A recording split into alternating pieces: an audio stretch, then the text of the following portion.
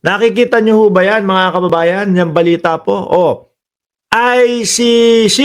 Diyos ko po. Pakitalian po si Bato, baka manginig na naman po. Sa araw-araw po na ginawa ng Diyos, hindi po si Kibuloy hindi ko tinuturing na Diyos si Kibuloy.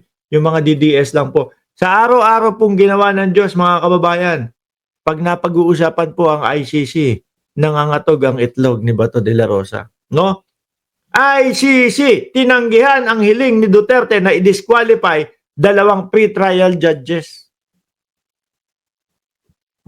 Nung una pa ho yan No? Ang trip ni Koopman, ipa-disqualify nga, ipaalis yung 2 judges po ng ICC mga kababayan. Ayan, ang epekto, wala.